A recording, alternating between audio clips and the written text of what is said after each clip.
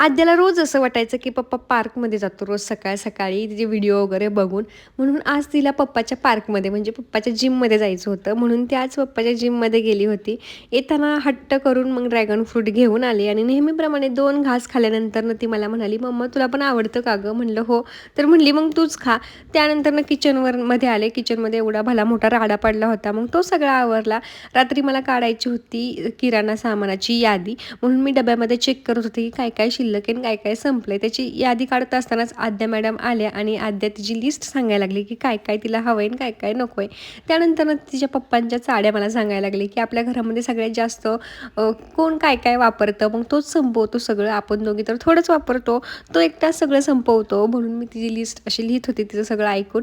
त्यानंतर भाकरी करायला घेतली. मी कॅमेरा सेट करणार तोपर्यंतच आद्याने माझ्या भाकरीवरती हात मारला.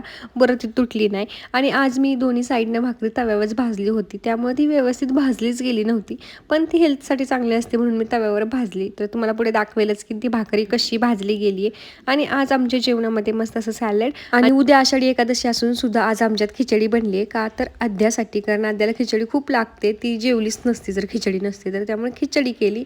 इथं मस्त असं डाळीची आमटी आणि भाकरी बघा कशी भाजली गेली आहे तव्यावर भाजली म्हणून. आणि मला आज रिसीव्ह झालं होतं हे बालकृष्णांचं की होल्डर, जे की मी 125 रुपयात त्याचा कॉम्बो मागवलेला आहे. याची लिंक जर तुम्हाला हवी असेल तर कमेंटमध्ये लिंक टाईप करा, तुम्हाला तिथं मिळून जाईल. आणि रात्री आद्या लवकर झोपली होती त्यामुळे विकीने आमच्या दोघांसाठी आईस्क्रीम आणलं होतं, ते खाल्लं.